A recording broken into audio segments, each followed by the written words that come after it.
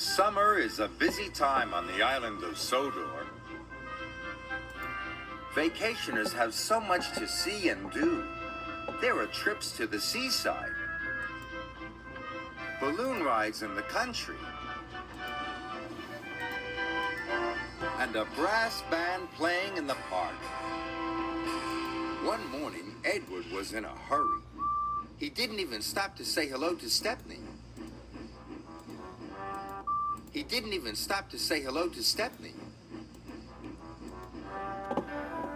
Thomas was pleased to see Edward. "What's up? Your smile's as broad as your smoke box." "I'm on my way to pick up the brass band," replied Edward. "The concert is tomorrow night." "Don't crack your smoke box," teased Thomas. Edward couldn't wait to hear the brass band play their wonderful music. He was so excited about meeting the brass band that he didn't notice the giant crane.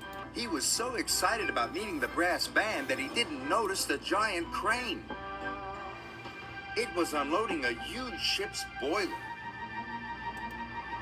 Suddenly, the crane swung the boiler and knocked Edward right off the track. Cranky had been watching. "You useless little engines are always in the way." Poor Edward. Sir Topham Hatt came immediately. "We will take you to the fitter's yard, and Bertie will have to meet the brass band instead of you." Bertie came immediately. "We will take you to the fitter's yard, and Bertie will have to meet the brass band instead of you." Edward was sad. That night, a raging storm rolled in.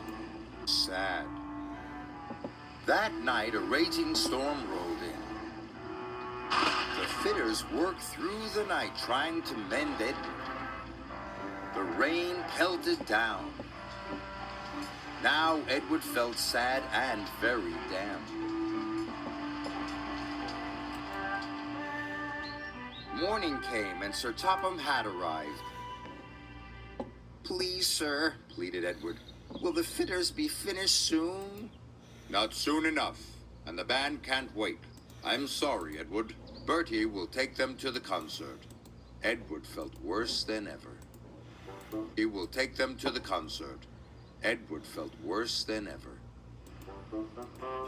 Bertie collected the brass band and set off immediately.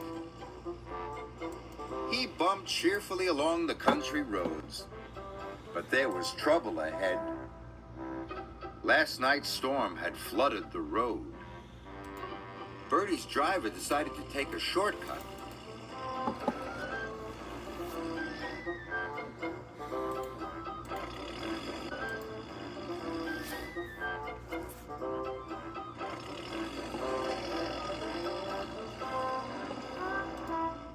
But it was very muddy.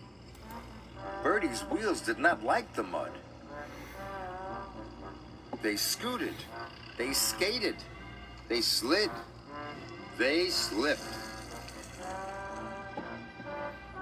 "I'm stuck," he groaned. "No."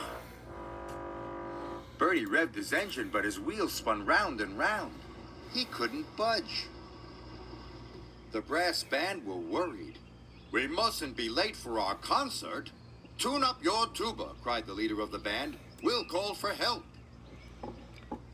By now, Edward was mended and hooked up to his coaches. "I can hear music," said his driver. "That's not music," wheezed Edward. "That's an alarm." And they raced off to the rescue.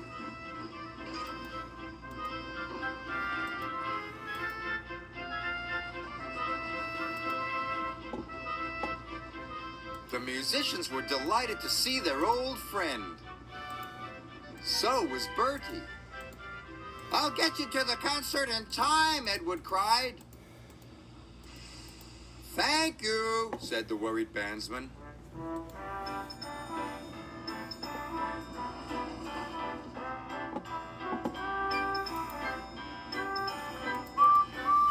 That night, the concert was a great success. Everyone Everyone loved the music. Especially Edward.